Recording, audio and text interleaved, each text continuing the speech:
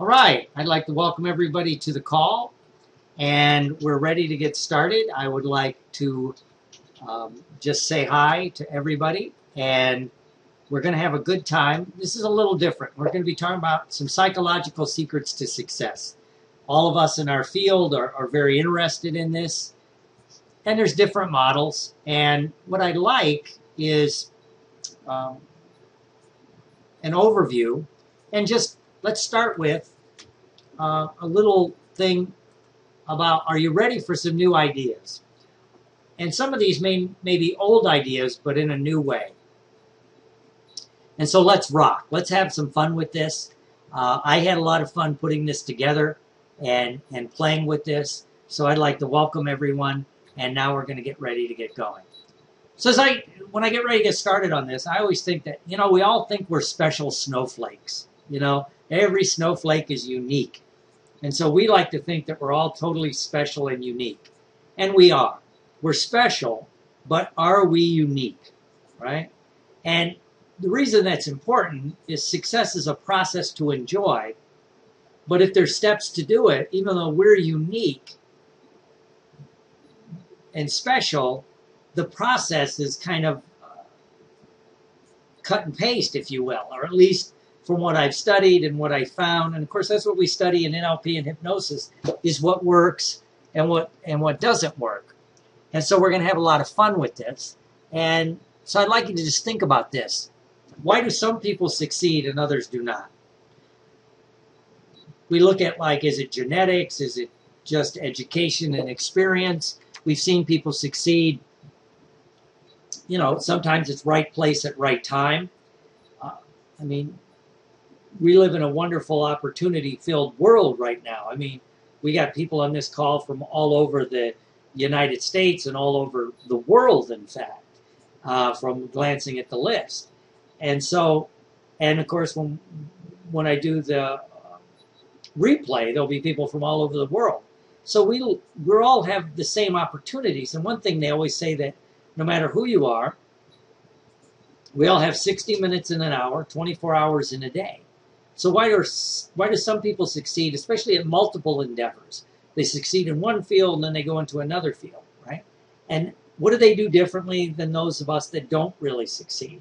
And those of us in the hypnosis and the NLP world on this call, think about people we know that they were successful in a business, they semi-retire or they retire, they get into our business, and they're more successful than people that have been in the hypnosis world for a long, long time. So if this is true, and it is, can we learn from their model?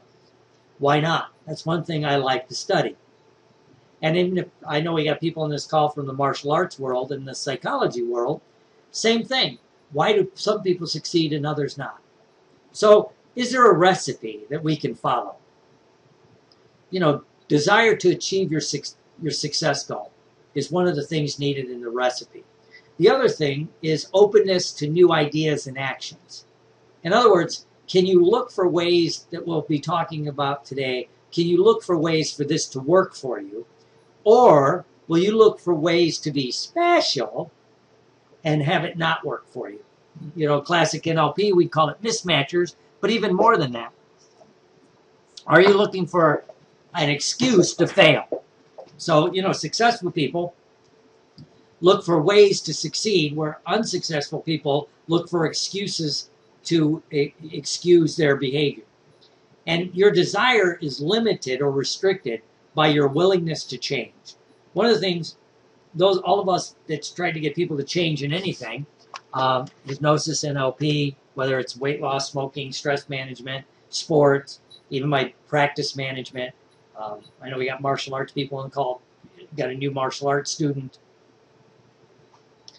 Whatever it is, it's limited by the person's willingness to change. If you always do what you always did, you'll always get what you always got. And so one of the things you see successful people do is they adapt. They adapt.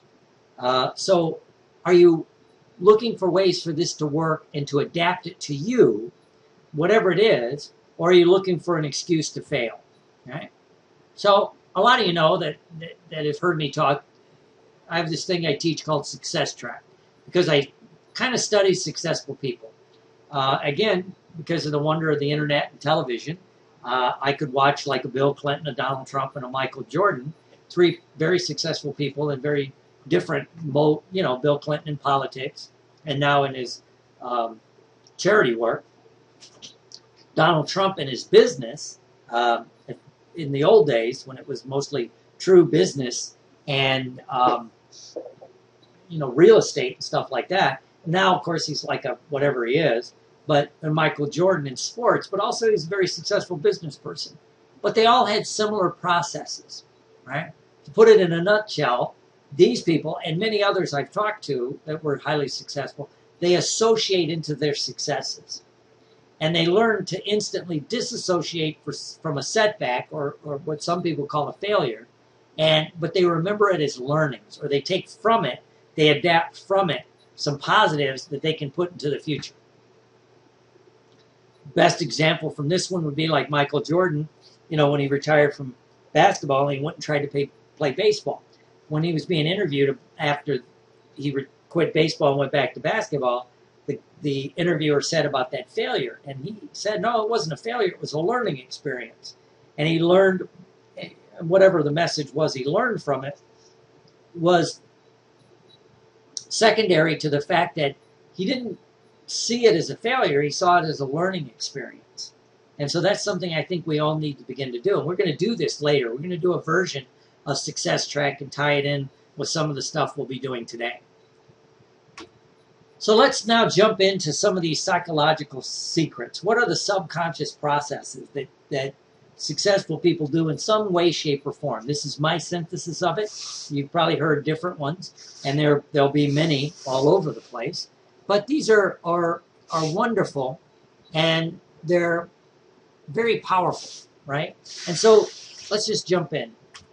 And the first one would be know your target. Successful people have a clear goal. They know what their target is. And so, but that's only the first part. Very successful people know they have an intimate knowledge of what that goal will do for them. What's your payoff? So when you think of your goal, if you want to be successful at a certain goal, whatever it is, it's not just what is that goal, what does that do for you? What's your payoff, right? Like when people always say money. Money usually is not a good goal, but what does it get you? Freedom, power, flexibility, access. And whatever it is, this is where you have to be honest with yourself. Yes, does money give you power? Yes. Does it give you access?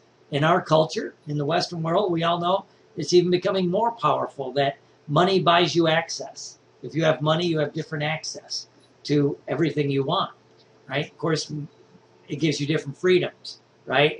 It could be, and whatever it is, with no judgment from the outside, it's your goal. So you have to realize not just what it is, but what does it do for you? If your goal is to write a book, what does that do for you? Does it give you the credibility of being an expert, the ability to say you're an author, whatever it happens to be, right? What does it do for you? This is powerful. And your goal must, yes, it absolutely must light up your neurology. The goal must bring you pleasure, whatever you think that is.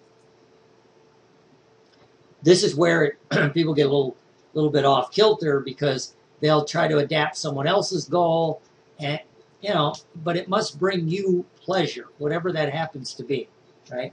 And that's great. So first you have to know your target. Highly successful people know what they want to achieve and what will that do for them, because that gives you the ability to drive toward your goal, right? Number two is highly successful people seem to have a self-awareness other people don't have. And here's a method I was exposed to by a couple of internet guys, and I liked it because it was a different aspect of self-awareness. Coming from psychology, hypnosis, NLP, we all talk about self-awareness and this and that. But let's talk about self-awareness as it comes to be focused on success and achieving goals.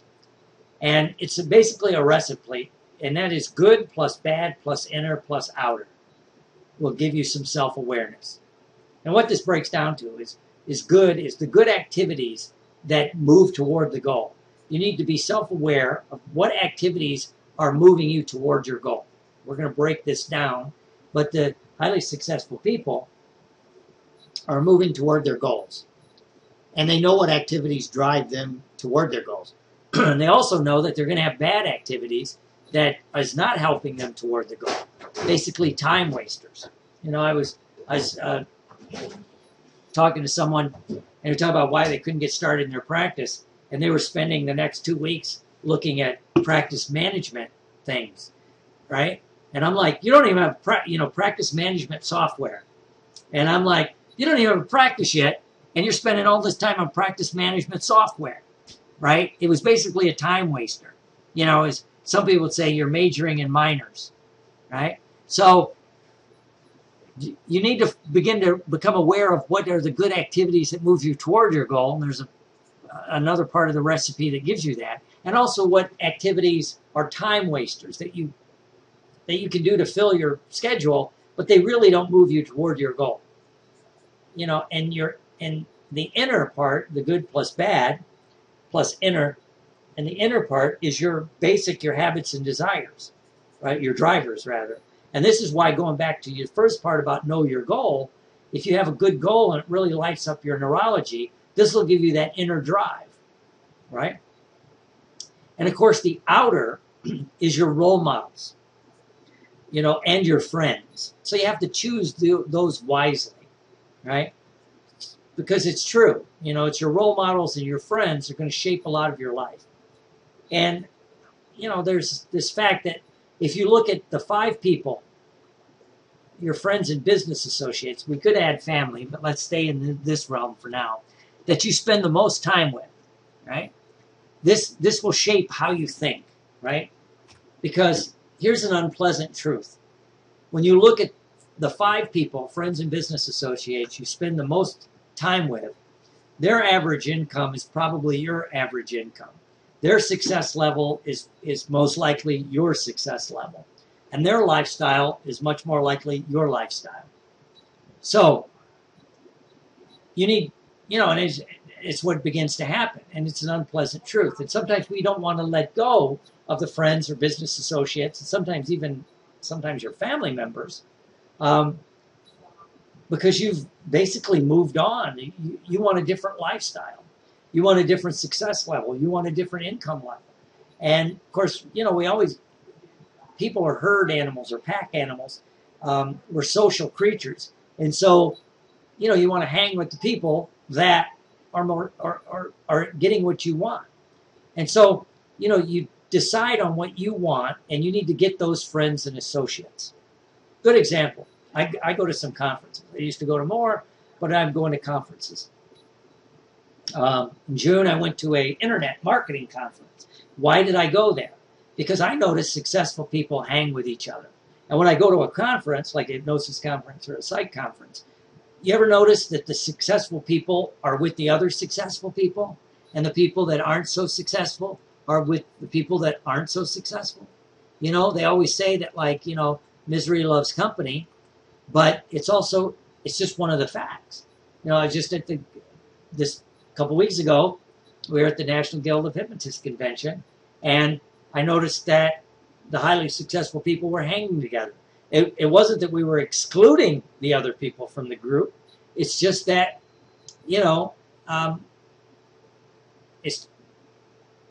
it's like attracts like. We talk about, The Secret and, the power of subconscious attraction. So we need to do this, right? Now we have a miracle, though, especially those of us trained in the hypnosis and the NLP, right? Which is, if you decide on the lifestyle you want, and then you mentally develop those new friends.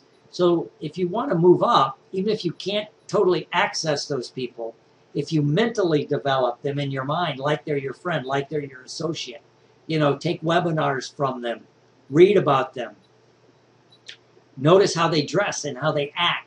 You become, model them, act like they do. It begins to flip your neurology into that's the kind of people you're going to be attracted to. Living here in Florida, I get a wonderful opportunity. I go to some social things, and And I've always noticed this. I noticed it at the health club, where I work out, like LA Fitness. Now, they bought the health club. And, Venice, Florida, much like a lot of cities in America, it has a wide socioeconomic swipe to it, right? You have lower class, middle class, upper middle class, and the wealthy. And this health club is kind of right in the middle. And we get everything from blue collar guys and, students all the way up to there's some very wealthy people that work out at this health club. Now, when I was thinking about success, I began to watch, right? And look at even how the people dress when they're working out. And I noticed that the highly successful people, I guess you could just say they take more care in their appearance. Yeah, they're working out, but their clothes are nicer when they work out. And I notice it when they're leaving. And this is Florida. It's warm. I live in paradise, to be honest with you.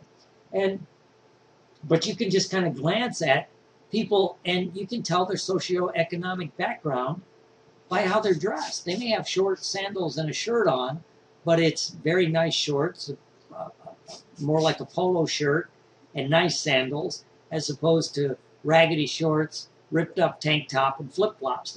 And I know some people, again, now going back to our let's look for ways this will work for them, there might be somebody who goes, oh yeah, but I have a friend, he's a multimillionaire, and he does this. Don't look for the exceptions. I'm looking just for the generality, right?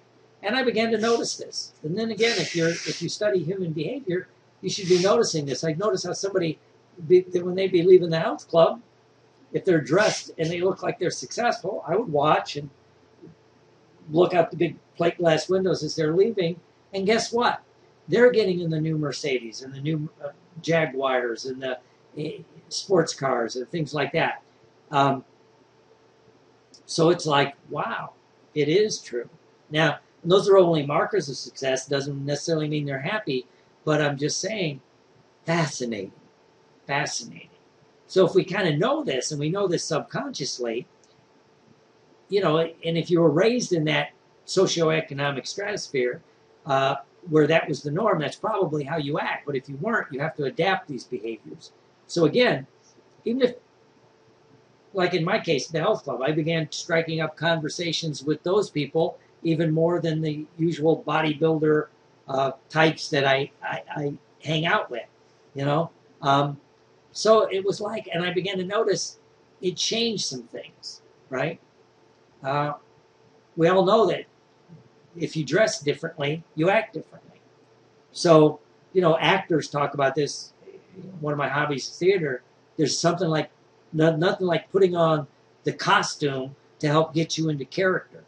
So there's a miracle we can do, which is, begin to develop this even mentally in our mind if we can't do it physically right off the bat.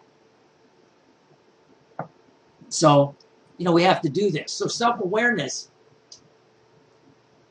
with the good plus the bad plus the inner plus the outer, will lead you to one thing I've really found with self-awareness for highly successful people is self-aware people really know what they're good at, and they know what they suck at. It's that simple. They know what they're good at, they know what they're bad at, right? And the highly successful people outsource, hire, or delete the things they're not good at. They understand it, but they don't want to waste a lot of time and effort on it if it's not driving them toward their goal, right? They may learn to be good enough at it if you need to be, but if they can outsource it, if they can get it done somehow else, they're not going to spend their time on it. They're going to spend time on the things that they're good at or stuff they even want to be better at. But if it's a time waster, if it's something that can just eat your clock, if there's a way you can outsource it. I was lucky once. I had a mentor, and I was new, and I'm very blue collar. I don't hide that fact. And we were doing something, and I said something about my car, and it was a new car. I was leasing it for work, and it was one of the first times I got to do that. And so we're talking about something. I said, it needs this, this, and this, right? And And even if one, I always remember one time it was like, I really need a good wax job on this car. I said, yeah, maybe Saturday I'm going to, spend the afternoon and I'm going to wax my car. Okay, fine. Well, the guy who was kind of a mentor in the business world for me for a while, he goes, do you like waxing your car? And I looked at him and I go, why? He goes, well, some people love it. They like working on their car. They like wax. It's relaxing to them. I go, not really. I hate it. It's a pain in the butt. He goes, then why are you going to do it? I said, it needs to be done. And he goes, well, how much do you make an hour? I told him. He goes, well, you can get your car done for like a lot less than, the 2-3 hours I put in on waxing it. Basically, he goes, I had to look at my time as value. And waxing my car, if I didn't enjoy it, was waste for me. I could do something I enjoyed and do that. And I'm like, and I never thought about that, right? And again, he was a highly successful person. It's just the way he thought. It's like, and there's, he liked cutting his own grass. And I said, well, you cut your grass, you can outsource that. And he goes, yeah, but I like cutting my grass. It gets, no phone, nobody bothering him. He liked it. So self-aware people know what they're good at. They know what they're not good at. Then they decide, do they need to know enough about it to be, knowledgeable? But if not, just outsource things. Don't think that they have to do everything. Because one of the ways to ensure you're not highly, highly, highly successful is to lose the ability to outsource your work, right? To delegate.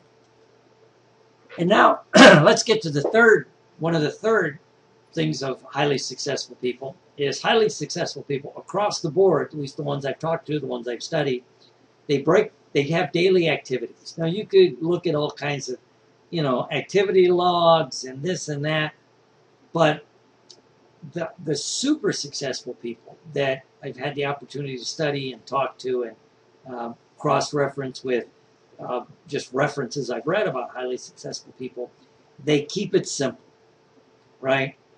And a couple of the ones I've worked with, they only have a few things on their to-do list, 3 or 4, and usually, and maybe one extra. So I break it down the way that I found, and several people kind of do this, I call it 3+1 daily activities, right?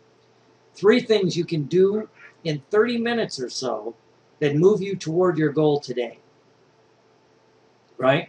Could be less than 30 minutes, but short activities that you can do that move you toward your goal, whatever the goal is that you're doing, right? And one thing that's long-term that you can spend a few extra minutes on, right? And now when you break this up, of course, your normal tasks don't count.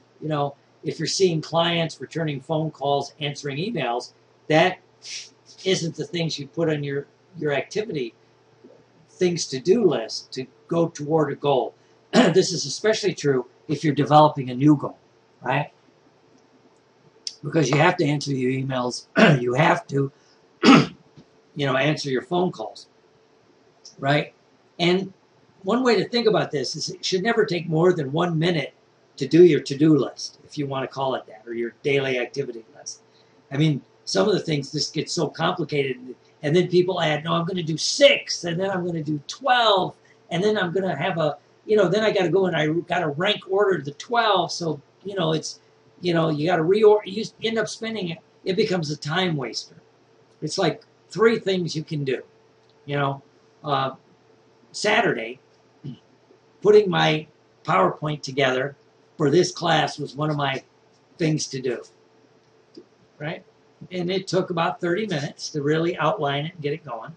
The next day, I tweaked it. That one on my to-do list was to tweak it, right? And I had a couple other things on my to-do list. And then the long-term thing that I'm working on is developing new programs. So I spent a few minutes, I was looking up things that I might want to teach in the future, things I need to learn. These are my long-term goals. And again, I still try to answer my emails, return calls, and do those things. So, and it also gives you a sense of accomplishment. If you make this too complicated, it becomes self-defeating, and then it's counterproductive. Your activity list or your to-do list or your whatever it is becomes counterproductive. But if you've got 3 or 4 things that you can knock off and they're moving you toward your goal in small increments, you really move toward it quickly, right? And again, you got to keep it very simple, and know what you can delegate. If you look at it, if you wrote down several things on your to-do list, on your activity list, and it's like, I don't want to do this, or I can get this done for X amount of dollars. I'm just going to have somebody do it. We're redoing our database, so we hired a guy to redo it, right? Yeah, my wife's a programmer, and she could have done it, but she's busy with other things, and it was just easier to get it done, right? And again, when you start breaking it down this way, one of the magical things happen. If you have that self-awareness when you're making your list, you're like, well, I can do these activities, and maybe I can start to look at ways to get rid of these activities. So it's a very simple, pragmatic approach to it, right? Now here's a fun one, right? We got 4 and 4A actually, which is highly successful people challenge themselves. So you need to challenge yourself. You need to do something new and challenging. And it should be unrelated to your career, right? And you can find ways to tie it into your career, right? It may be in the career you're going into. If you're currently, you have a corporate job and you're trying to become an internet marketing expert, well, this is challenging yourself. Your corporate job, you may move toward your goals in your corporate job, but you're challenging yourself by learning like internet marketing or whatever it is that you're doing. And of course, it could be you could relate it back to your other job because it might help you with that, right? But even if it's something totally different, I was just reading about Samuel L. Jackson, the actor, and for a while now he's become a golf fanatic, and the only reason I found it interesting ties into what we're talking about. He just started playing golf, right? And he was looking for a way to challenge himself. He loves acting and he studies acting and he reads about acting, but he needed something new. He's very successful. I mean, wealthy and world famous and everything that comes with that at the pinnacle of that career. And he goes, he needed to challenge himself. So he started playing golf because for him it was challenging.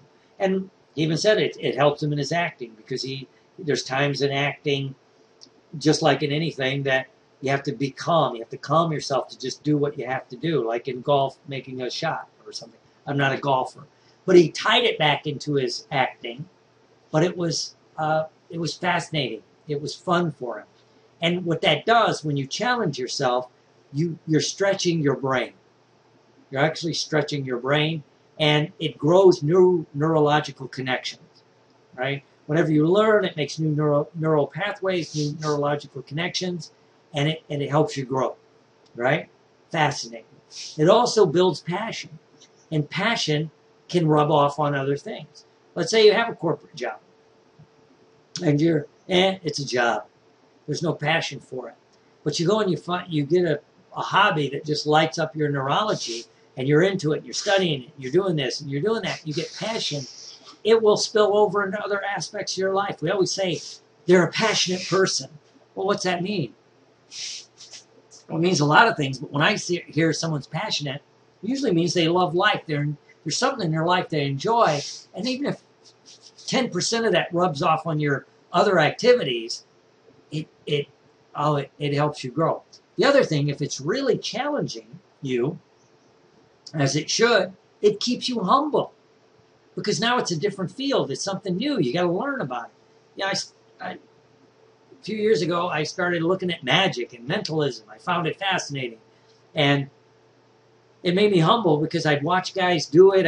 I'd get videos, and it's like, I'm not good at it. I have to do this. Same when I started learning, taking singing lessons. It was to challenge myself. And how did to me, that's one I could talk about here. I tie it into my other profession, speaking and that.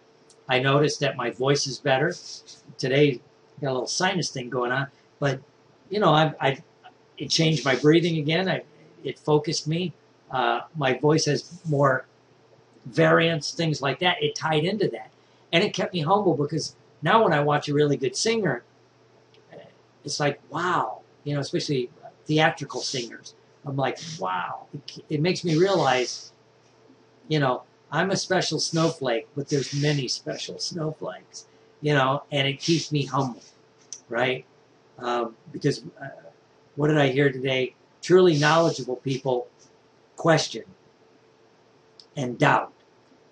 And it's the people that have all, you know, the ones that aren't the brightest bulbs in the world, but they're absolutely sure that they know everything, right? It's, you know, there's something about that humility, which brings it back to my other career, made me realize, wow, you know, there's things I need to learn again in NLP. It's the new stuff. It's the stuff going on in the hypnosis world that's not my forte, and I need to go back. So it ties back in, right?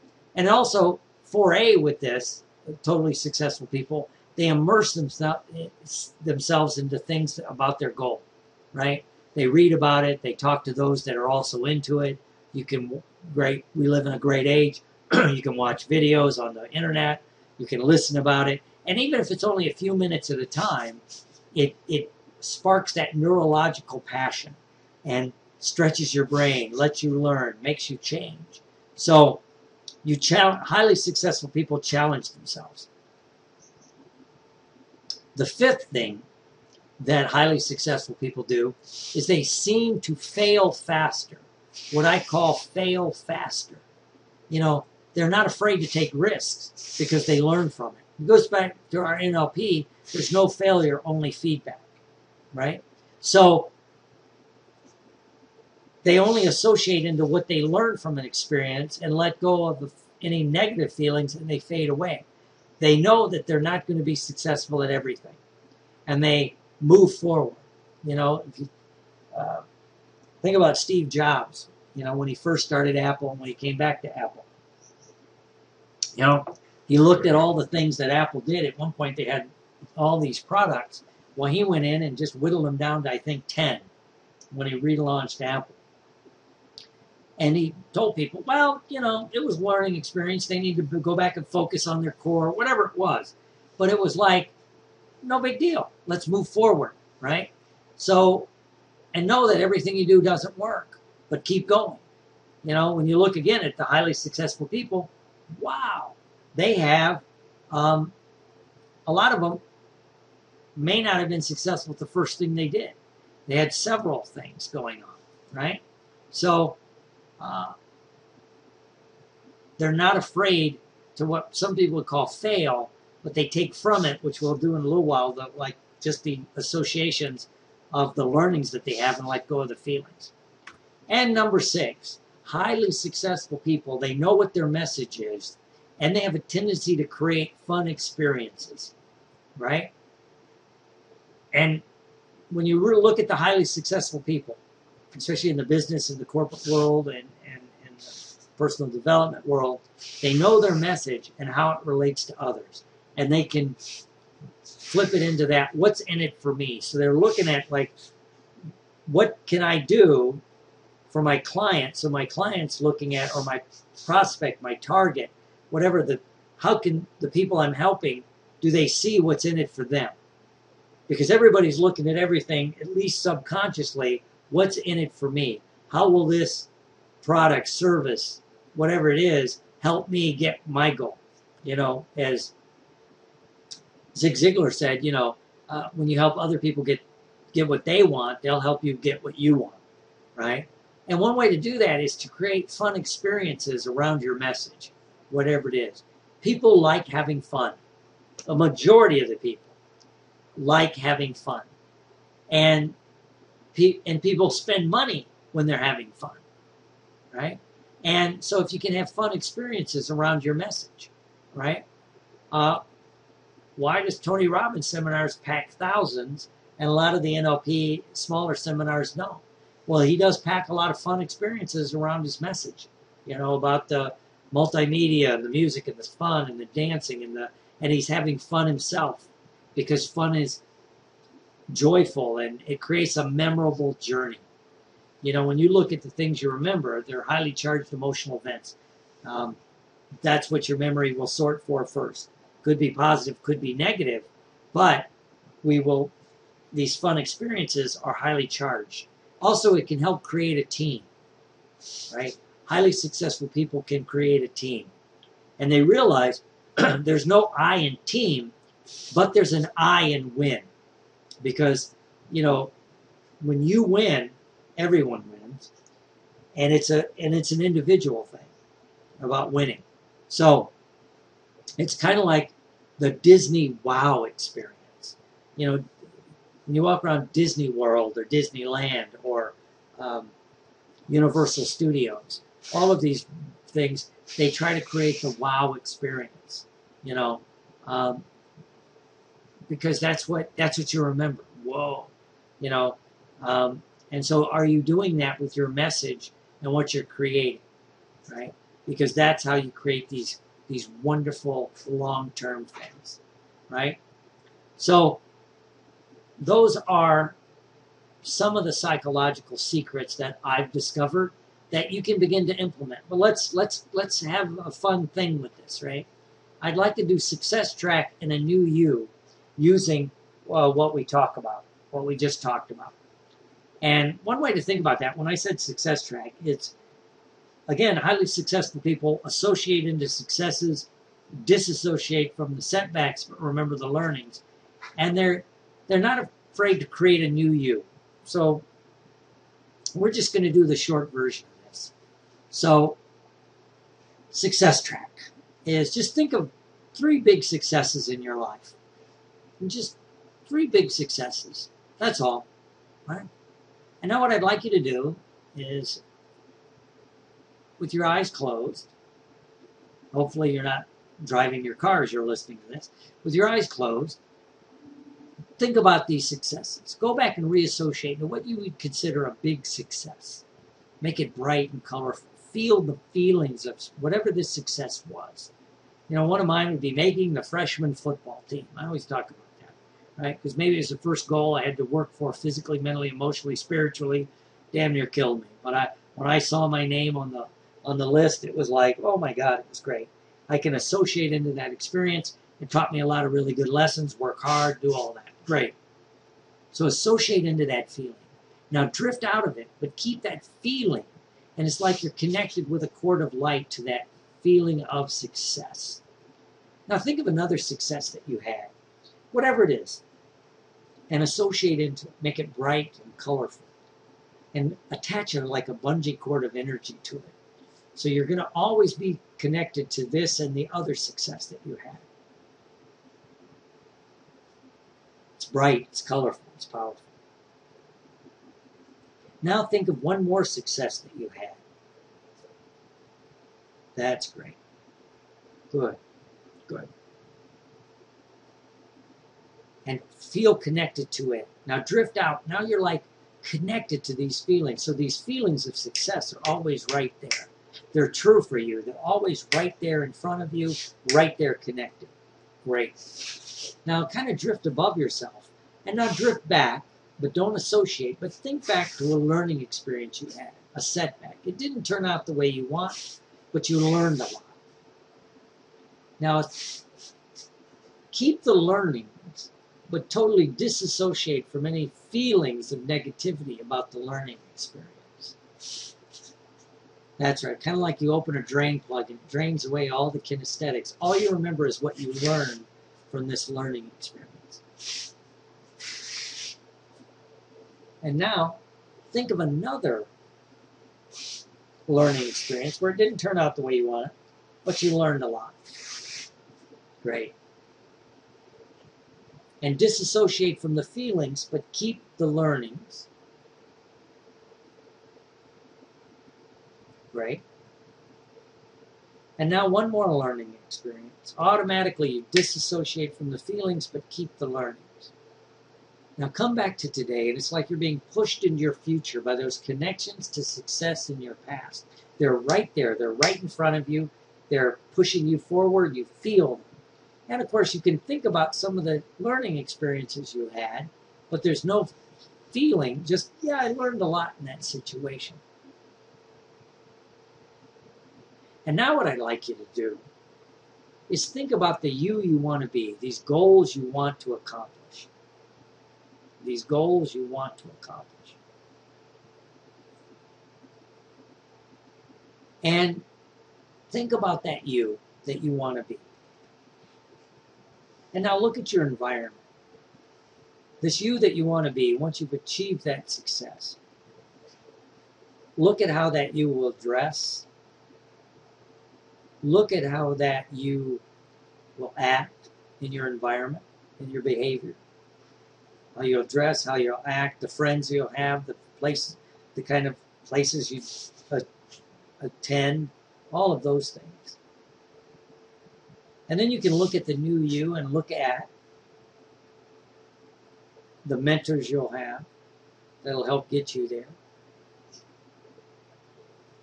And the skills and capabilities you're going to have to add so that new you will become easy and natural. And now look at the beliefs that this new you is going to have, that success is normal and natural, that the money flows, that all of the things, all of the beliefs that that new you will have.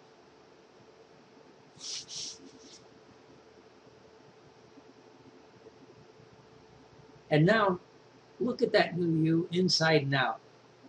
And it's like you see all the things that that new you did to get there. And that person is just successful. This new you is just successful.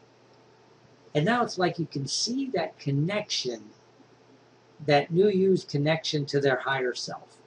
Maybe it's strengthened, maybe it's reinforced, maybe it's opened in a new way so that abundance from the universe can spill down into their life.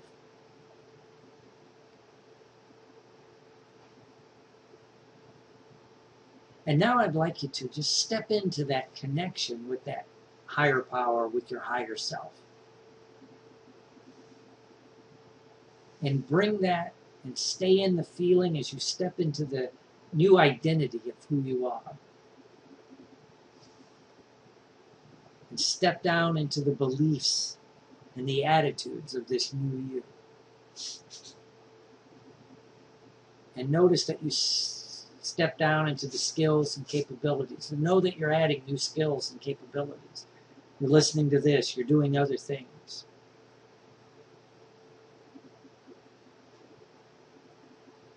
Now step down into your behaviors and notice your behavioral change. How you dress, how you act, who you hang out with.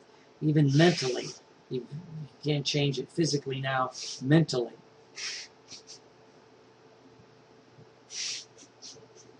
And then notice how your environment will begin to change. That's right.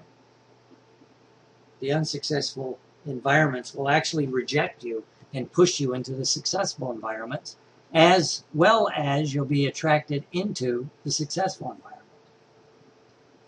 Now step out and notice that this is a process and that it will continue through time.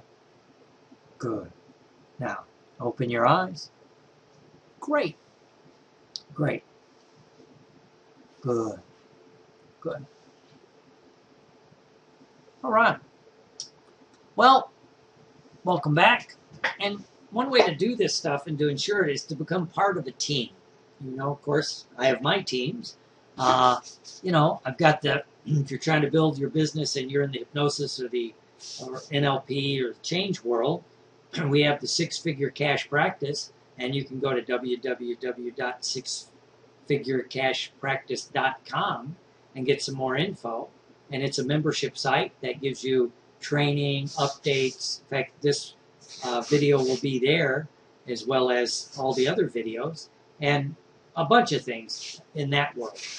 As a lot of you know, I do trainers training, public speaking course. The next one coming up is the NLP trainers training and the NGH certified instructor course here in beautiful Venice, Florida.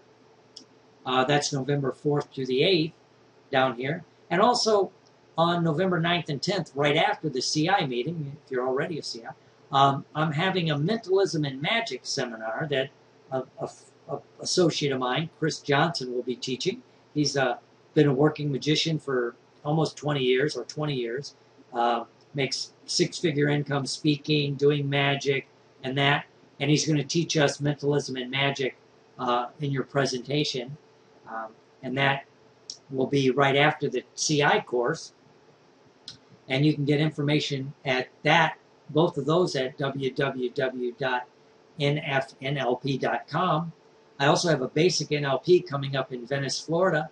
The dates will be announced probably tomorrow. It'll be in the fall, probably the end of October or the first part of November.